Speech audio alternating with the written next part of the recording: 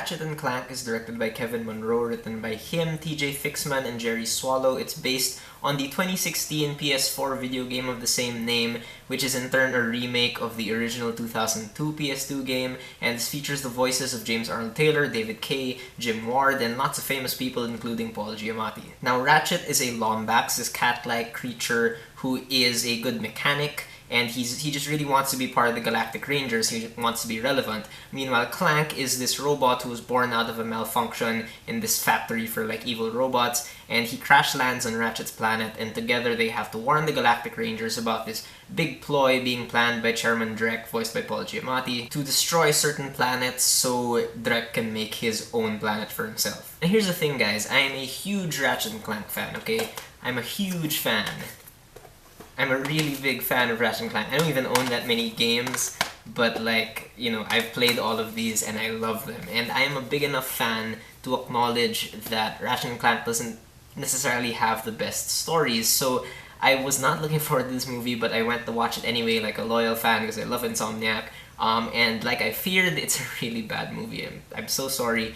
This movie for me was not funny, wasn't exciting, and it operates more like a series of cutscenes than an actual movie. And fun fact, some of these scenes actually are cutscenes in the new game. Now, what do I mean when I say that this movie looks like a bunch of cutscenes strung together? First of all, let's look at the visuals, because if there's anything I had high hopes for going into this movie, it was the animation, because the Ratchet & Clank games really look great. Unfortunately, so much of the animation looks really flat in this movie. Now, I am not saying that all animated films need to look photorealistic or have like an insanely large amount of detail, but they need to feel like they live and breathe in their own worlds. But here, a lot of the character animation is pretty stiff, the facial animation doesn't seem to match up with all of the voice acting. And yes, there are a lot of bright colors in the worlds where this movie takes place, but they don't feel like they have their own personality. Unlike in the games, where when you're actually playing through the levels, that's when you feel the world come to life. But in the cutscenes in the games, their focus isn't the world build or anything. So if this movie feels like a bunch of cutscenes, it doesn't feel like the world is being built up either. Now, if there was anything else that I had high hopes for, it was the sound design, because a lot of the sound design in the Ratchet & Clank games, especially with the weapons, is great. And, you know, that's one of the main reasons why people play the games, because the weapons are so cool. Unfortunately,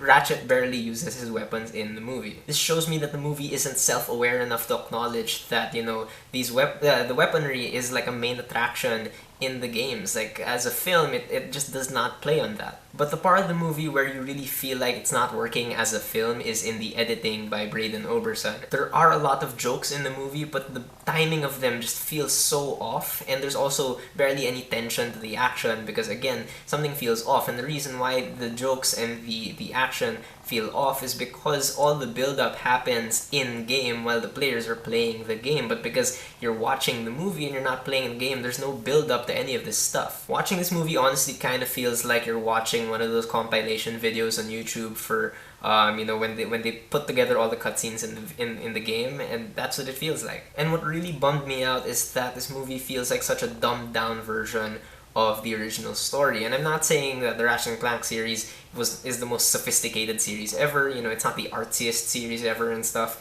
but the way things move in this movie, it's just, they spell out absolutely everything for you like it's an E-rated game. I mean, fine, the newer games are E10+, and the original games were rated T, but even then, like, it just feels so, you know, there's no room for us to, you know, really kind of watch it and appreciate the editing for its visual storytelling. And that dumbing down is also felt in the writing, because there's an absence of, like, a lot of those mature jokes that really made the earlier games really great. And while the Ratchet & Clank series has never really been the most emotionally charged video game series of all time, at least they had good characters. In this movie, I didn't like the characters. The way we're introduced to Ratchet and Clank and all the other characters feels so abrupt, like there's something missing, you know, there's a lack of character development here.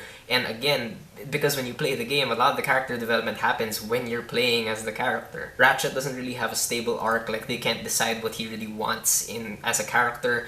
Clank is barely there, like he spends almost no time on Ratchet's back. He's such a small part of the movie, he's never like Ratchet's helipack or anything, which is super disappointing. I like the fact that they made Captain Quark like sort of unreliable like he was in the earlier games, but I don't think they handle it very well. They make him like even more dumb than he already was in the originals. The Galactic Rangers are useless. This new character, Grimroth, voiced by John Goodman, is also kind of useless. Dr. Nefarious they could have used a lot more. I will say though that as badly written as a lot of these characters are, most of the voice actors are actually pretty great.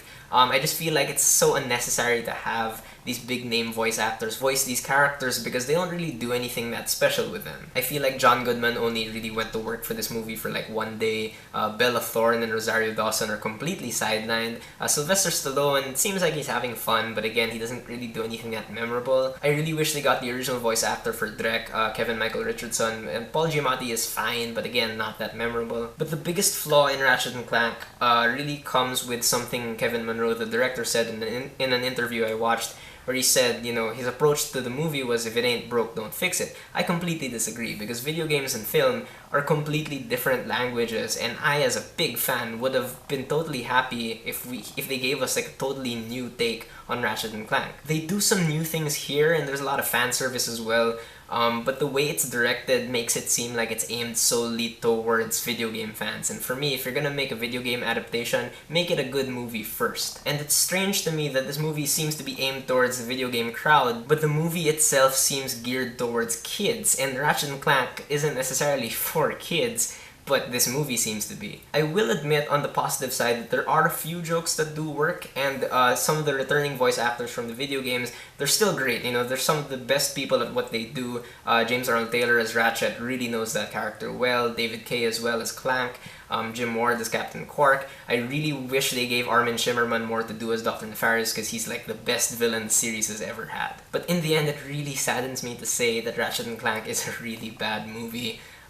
Please, though, if you have a PS2 or a PS3 or PS4, play the video games. They're super fun, and you will not regret that. So those are my thoughts on Ratchet & Clank. Have you guys seen it? What do you think about it?